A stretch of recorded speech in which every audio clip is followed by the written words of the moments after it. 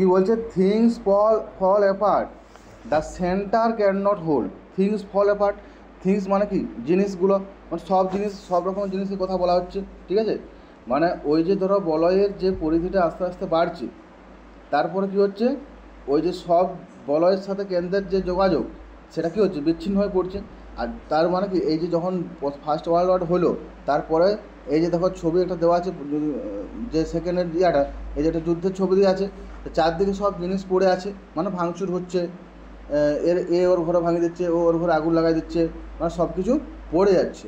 The centre can not hold, centre মানে এখানে কেন্দ্র, আমরা যদি কেন্দ্র মানে যেমন আমাদের কেন্দ্র সরকার বলতে পারি, সেরকম কেন্দ্র মানে যে পুরো সিস্টেমটাকে চালাচ্ছে, তো সেই সরকার বা কেন্দ্র ক্যান নট হোল্ড মানে সব কিছু ধরে রাখতে পারছে না। মানে এখন যেমন অবস্থা হয়েছে, আন্দোলন হচ্ছে চারদিকে, সরকার কিছু কাজ করতে পারছে কি, পারছে না, তো সেইটা বলছে সেন্টার। আবার এইখানে সেন্টার মানে ঈশ্বরকে ধরতে হবে, মানে যিশু, তাহলে সেন্টার ক্যান নট হোল্ড, যিশু খ্রিস্ট সব কিছু ধরে রাখতে পারছে না। মেরে anarchy is loosed upon the world, mere anarchy, anarchy মানে হচ্ছে বিশৃঙ্খলা বা নৈরাজ্য, তার মেরে মানে অনলি শুধুমাত্র নৈরাজ্য চারদিকে ছড়িয়ে পড়ছে, মানে বিশৃঙ্খল একটা অবস্থা, চারদিকে একটা বিশৃঙ্খল অবস্থা ছড়িয়ে পড়ছে, মানে পৃথিবীতে নৈরাজ্য নেমে এসেছে। The blood dim tide is লুজড, blood মানে কি, রক্ত, ওই যে মারামারি যে বললাম, চারদিকে রক্ত খুঁজে আসছে। The blood dim Tide, Tide মানে কি, ঢেউ, যেমন জলের ঢেউ চারদিকে স্রোত বয়ে বেড়ায়, সেরকম চারদিকে শুধু রক্তের স্রোত বইছে। The blood dim tide is loosed and everywhere the ceremony of innocence is down.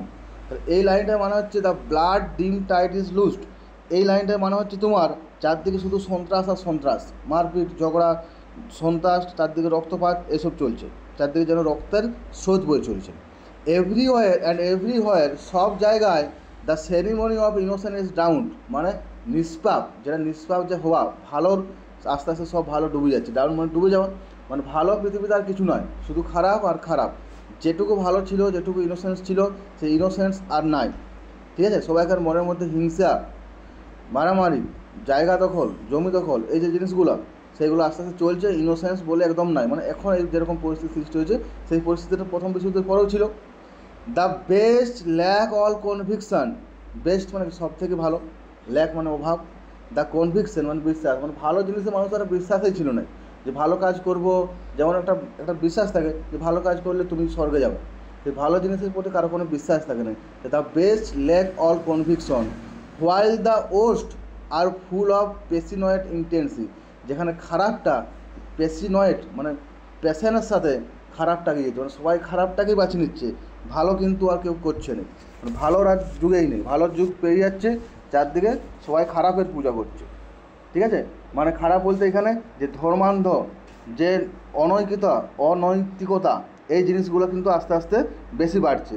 আর যেটা ভালো ছিল, মানে ওই মানুষ সমাজের যে ভালো দিকগুলো, ইতিবাচক দিকগুলো, যেটা ধর মূল্যবোধ, সেগুলো আর থাকছে না, মানুষের মনে কোনো মূল্যবোধ নাই, কারো ভালো করার কোনো চেষ্টা নাই, সবাই খুব খারাপের দিকে এগিয়ে যাচ্ছে।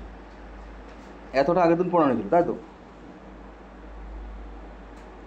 এবার দেখো স্ট্যান্ডার 2, surely some revelation is hand, দেখো ছবিটা দেওয়া আছে, যীশু খ্রিস্ট ছবি দেওয়া আছে, যীশু খ্রিস্ট আসবে, surely some revelation is hand, word শোনো, ফোনটা বার করো, কাজে লাগাও। Surely the revelation is hand, surely মানে নিশ্চিতভাবে, রেভেলেশন মানে উদ্ঘাটন, মানে কে আসছে, surely some revelation is at hand, মানে সামনে এবারে কিছু একটা পরিবর্তন হবে, আশা রাখছি যে সামনে একটা পরিবর্তন হবে, একটা রেভেলেশন হবে, কিছু একটা কেউ একজন আসবে যে আমাদের পৃথিবী থেকে পাপটাকে বিনাশ করবে, সে আগের মতো ভালো সৃষ্টি হবে। তাহলে কবি কী আশা করছে, যে ওই শেষ বিচারের দিন, যেদিন বিচার মানুষের শেষ হবে, সেদিন যীশু খ্রিস্ট আসবে, শেষ বিচারের দিন। হটস্পট নাই আমার, এয়ারপ্লেন মুড করা যায়। Surely the second coming is hand, দেখো শুনলেই হবে, দুটা কথা বলছে, জোর দিয়ে দুবার বলছে, দেখো একটা কথা আমরা এখন দুবার বলি, সেটা কি তারপর জোর আরোপ করি। তার প্রথম কি বলছে, surely some revelation is hand, মানে এই যে এইটা কি বলা হয়, যেদিন সবাইকার বিচার হবে, তোমার আমার সবাইকার বিচার হবে, বিচার কমপ্লিট হবে, যিশু খ্রিস্ট আসবে, আমাদেরকে নিয়ে যাবে, আমাদের ভালো কাজ করি, আমাদের কোথায় নিয়ে যাবে? স্বর্গে। তো সেইটা শেষ দিন, বিচারের শেষ দিন, ওদের বাইবেলের মতে surely some revelation is at hand. তাহলে নিশ্চিত কবি আশা করছে যে সেই শেষ বিচার দিন আসছে, ঈশ্বর এসে আবির্ভাব হবে। Surely the second coming is at hand. দেখো ওই লাইনটাই আবার ঘুরেছে, যেটাই রেভেলেশন সেটাই সেকেন্ড কামিং, আবার সে যিশু এসে উপস্থিত হলো। তাহলে কবি আশাবাদী যে যিশু খ্রিস্ট বা ঈশ্বর এসে কী করবে, সব পরিস্থিতি ঠিক করে যাবে। প্রত্যেকবারে কী হয়, যখনই অরাজকতা সৃষ্টি হয়, ঈশ্বর বারবার দূত হয়ে আসে, দিয়ে সেই ইয়াটা করে নতুন পৃথিবী তৈরি করে, নতুন যুগের সৃষ্টি করে। তো সেই এই যুগটা শেষ হয়ে আবার নতুন যুগ সৃষ্টি হবে, সেটা করবে কে? যিশু খ্রিস্ট। তাই দেখো রেভেলেশন মানে হচ্ছে উদ্ঘাটন, যেটা বলা হলো। Second coming, second coming is hand. Second coming যেটা বলা হচ্ছে, in খ্রিস্টানিটি the future return of Christ is glory when it is understood that he will set up his kingdom. তাহলে এই খ্রিস্টানদের মতে ভবিষ্যতে কী হবে, যিশু খ্রিস্ট আবার আসবে এবং নতুনভাবে সাম্রাজ্য তৈরি করবে। জাজ হিজ এনিমিস, তার যে শত্রু তাদেরকে শাস্তি দেবে। অ্যান্ড রিওয়ার্ড দ্য ফেথফুল, যারা বিশ্বস্ত ধার্মিক লোক তাদেরকে পুরস্কৃত করবে। ঠিক আছে, faithful living and dead as the mention in the book of Revelation. এটা বুক অফ রেভিলেশন বলা হয়েছে। তাহলে যিশু খ্রিস্ট আসে কী করবে, যারা ভালো, যারা ধার্মিক লোক তাদেরকে অবশ্যই তাদেরকে পুরস্কৃত করবে, তাদেরকে পুরস্কৃত করবে। তারা মারা যাওয়ার পর তাদেরকে স্বর্গে নিয়ে যাবে। আর যারা খারাপ লোক, যারা শত্রু মানুষের, তাদেরকে কী করবে, তাদেরকে ধ্বংস করবে। তাহলে এইটা হচ্ছে, এটা কবির আশা। কবি এতক্ষণ পর্যন্ত আশা দেখিয়েছে যে সেকেন্ড কামিং হবে, সেকেন্ড কামিং আসবে, এসে আমাদেরকে উদ্ধার করবে। কিন্তু পরক্ষণেই সেই আশাটা আর থাকছে না। দেখো তারপরের লাইন,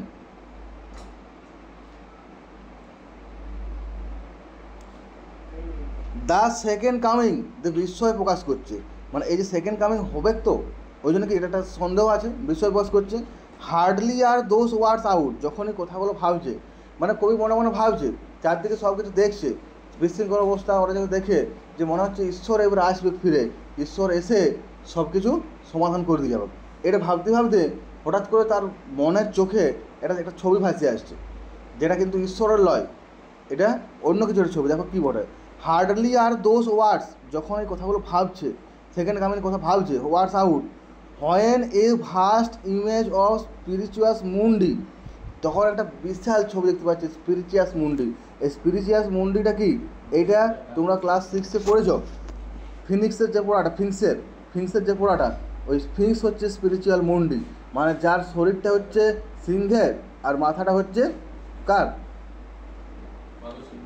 মানুষের মাথা আর সিংহের শরীর, মানে মানুষের মতো বুদ্ধিমান আর সিংহের মতো শক্তিশালী। তাহলে এইটা হচ্ছে স্পিরিচুয়াস মুন্ডি। দেখো এইখানে স্পিরিচুয়াস মুন্ডি মানে হচ্ছে বিশ্ব আত্মা। ঠিক আছে, বিশ্ব আত্মাটা কী করছে, একটা বিশাল একটা ইমেজ, মানে একটা ইমেজ দেখতে পাচ্ছে কার, স্পিরিচুয়াস মুন্ডির একটা ইমেজ ভেসে আসছে। আসার কথা ছিল কার, যিশু খ্রিস্টের ইমেজ। যখন কল্পনা করছে যে যিশু আসবে, আমাদেরকে রক্ষা করবে, কিন্তু সেই কল্পনাতে যিশু দেখতে পাচ্ছে না, কাকে দেখতে পাচ্ছে, ওই স্পিরিচুয়াস মুন্ডিকে দেখতে পাচ্ছে। ট্রাভেলস মাই সাইট, আমার দৃশ্যটাতে কী করলো, ট্রাভেল মানে ব্যাঘাত ঘটানো, মানে ট্রাভেল মানে সমস্যা করা। ওই যেটা ও ভাবছিল সেইটা না এসে কী আসছে, তোমার প্রিসিয়াস মুন্ডি আসছে। প্রিসিয়াস মুন্ডির মানেটা কি দেখো, এটা একটা ল্যাটিন শব্দ, যার মানে হচ্ছে বিশ্ব স্পন্দন, স্পিরিচুয়াস মুন্ডি। ঠিক আছে, ওটা এখানে দেখবে লেখা রয়েছে ছবিটাতে, স্পিরিচুয়াস মুন্ডি মানে হচ্ছে বিশ্ব স্পন্দন।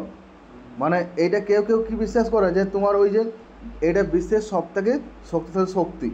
ঠিক আছে, আরও কারো কারো মতে ওই মহাবিশ্বের সমস্ত শক্তির উৎস এইটার মধ্যে আছে, স্পিরিচুয়াস মুন্ডি, মানে মহাবিশ্বের সমস্ত শক্তি যেটাতে আছে সেইটা কী করছে, কবিকে ট্রাভেল করছে।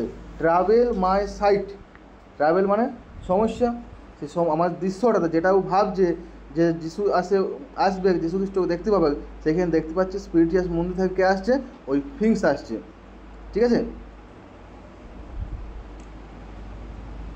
দেখো তাহলে কবি যখন ওই দ্বিতীয় আগমনের কথা বলছে, তখন তার সামনে স্পিরিচুয়াস মুন্ডি বা বিশ্ব স্পন্দনের একটা বৃহৎ মূর্তি আবির্ভূত হচ্ছে। এবার পরের লাইনে লেখা রয়েছে, দেখো,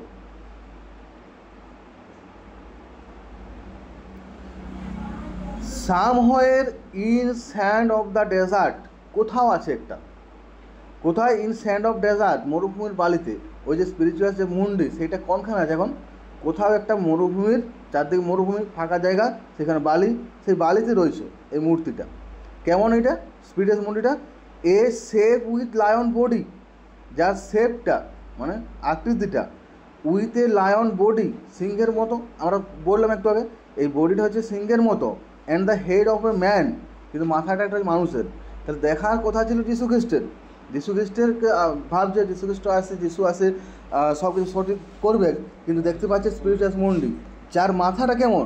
যার মাথাটা হচ্ছে তোমার মানুষের মতোই, কিন্তু এই শেপটা, শরীরটা হচ্ছে সিংহের মতো। A gaze blank and pitiless as the sun, এই দেখো পিটিয়াস অ্যাজ দ্য সান, সূর্যের মতো বলছে, নির্মম নিষ্ঠুর। এই যে এখন তো ভালোভাবে উপলব্ধি করতে পারছো, ঠিক আছে? এই স্পিরিচুয়াল মুন্ডিটা কেমন? সূর্যের মতো। মানে ধরো সূর্য তাপে তোমার যতই কষ্ট হোক, চারদিকে যতই শুকনো হয়ে যাক, সূর্যকে তাপ কমাবে? মানে সূর্য কি শক্তিশালী তো বটেই, তার সঙ্গে কি নিজের মতো কাজ করে যায়, কারো কথা ভাবে নাই। এই স্পিরিচুয়াল মুন্ডিটা সেই রকম, সূর্যের মতন পিটিলেস, নির্দয়। সূর্য এতটাই নির্দয় যে তুমি গরমে তোমার সানস্ট্রোক হয়ে যাচ্ছে, তাও তার তাপটা কমাচ্ছে না। তো সেই রকম নির্দয় হচ্ছে এই মূর্তিটা, ঠিক আছে? ওর ইচ্ছা মতো কমাইছে, ওর এখন মনে গেছে তাই কমাইছে। তোমার যখন অসুবিধা তোমার তখন কমায়নি। তাহলে ওইটা বলা হচ্ছে কি, পশুটার যে দৃষ্টিটা, যে তার গেজ, গেজ মানে দৃষ্টি, ওইটা কেমন? মঙ্গলময় নয়, মানে খারাপ দৃষ্টি। ব্ল্যাঙ্ক, ব্ল্যাঙ্ক মানে ফাঁকা, অ্যান্ড পিটিলেস মানে এই দৃশ্যটা যদি যিশু হতো তাহলে এটা মঙ্গলময় দৃশ্য হতো, কিন্তু এটা তো যিশুকে দেখতে পায় নাই, সেই জন্যে এটা হচ্ছে পিটিলেস অ্যাজ দ্য সান, সূর্যের মতন পিটিলেস। সূর্য কেন পিটিলেস বলছে? না, সূর্য তার তাপটা তখন কমাচ্ছে না, সেই জন্য পিটিলেস, সূর্যের মতো পিটিলেস। তারপর দেখো, is moving it slow Thai while all about ইট, কি বলছে?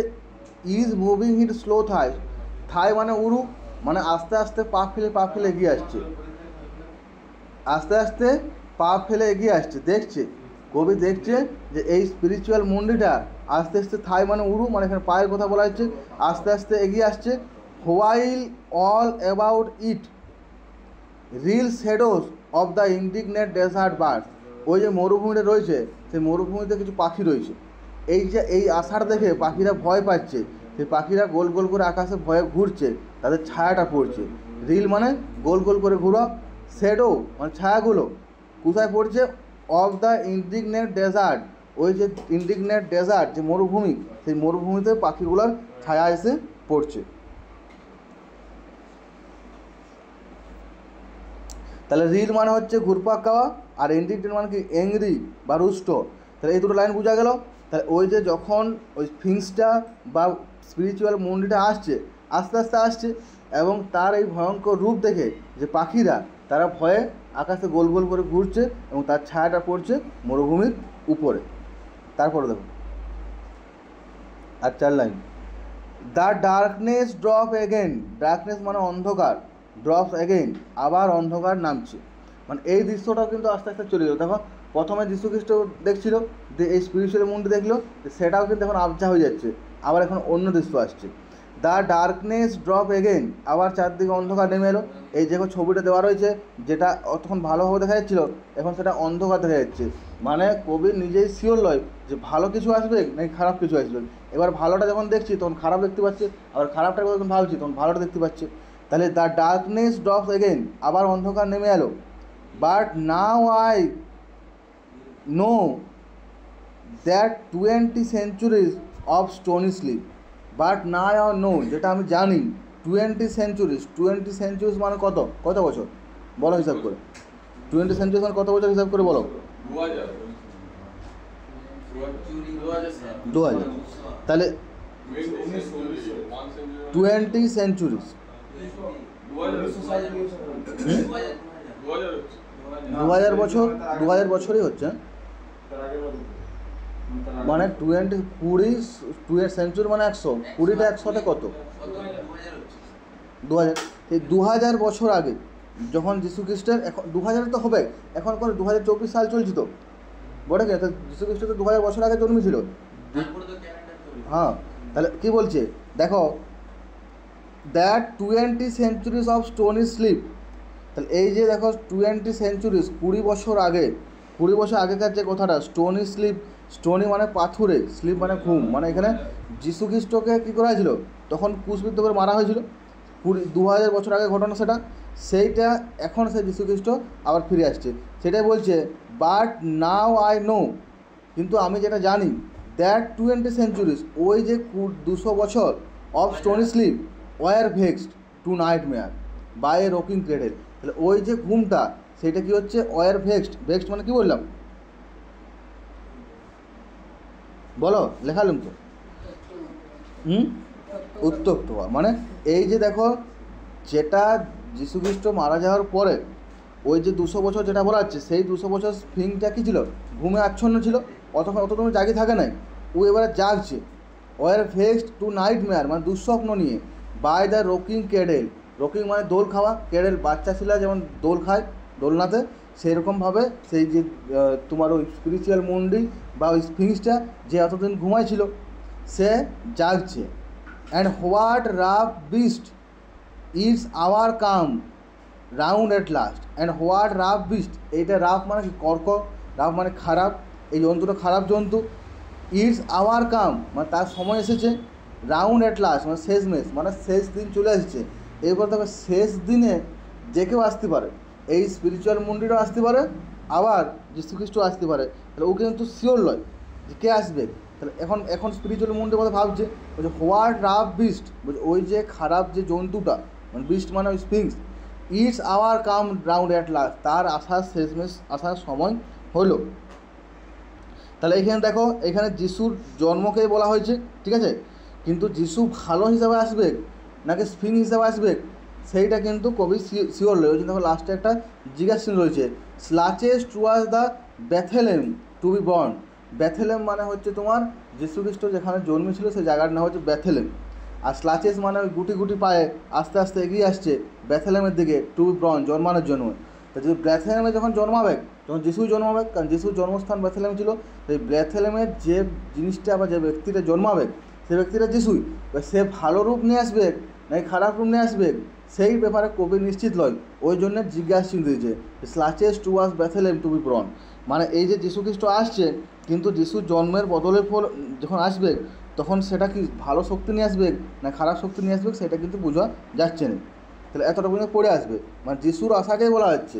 এখানে যিশুকে দুরকমভাবে যিশুর শক্তিটা আসতে পারে, এক তো ভালো শক্তি এলো, ভালো সৃষ্টি করলো, আর বা খারাপ শক্তি আসে, খারাপটাকে বিনাশ করলো। খারাপ শক্তি আসছে মানে যে সেটা ক্ষতি করবে সেটা নয়, খারাপের বিনাশ করবে। তাহলে এই যে বেথেলেহেম হচ্ছে যিশুর জন্মস্থান, ঠিক আছে। এই যে জন্তুটা, এই জন্তুটা ধীর গতিতে আস্তে আস্তে তোমার বেথেলেমের দিকে আসছে, একটা আসুরিক শক্তি নেই, মানে অসুরের মতো শক্তি নেই, সেটা এখানে দেখানো হয়েছে। যিশু যিনি পৃথিবীকে উদ্ধার করতে জন্ম নিয়েছিলেন, তার পরিবর্তে ওই বিকট মূর্তিটির জন্ম হবে বলে পৃথিবীর উপর আধিপত্য বিস্তার করার জন্য। মানে যিশু যার আসার কথা ছিল পৃথিবীটাকে উদ্ধার করার জন্য আগে জন্ম নিয়েছিল, আর সেই যিশুকে ক্রুশবিদ্ধ করে মারা হয়েছিল, সেই যিশুর পরিবর্তে এই যে বিকট মূর্তি বা স্ফিংসের মূর্তিটা, ওইটা জন্ম হবে পৃথিবীর উপরে আধিপত্য বিস্তার করার জন্য। তাহলে এইটা এখানে বলা হচ্ছে যে যিশুই আসবে কিন্তু অন্য রূপ নিয়ে, দানব রূপে আসবে, এসে পরে সব বিনাশ করবে, মানে খারাপের বিনাশ করবে আর ভালো তৈরি করবে, ভালোর প্রতিষ্ঠা করবে। তাহলে এতটা বোঝা গেল।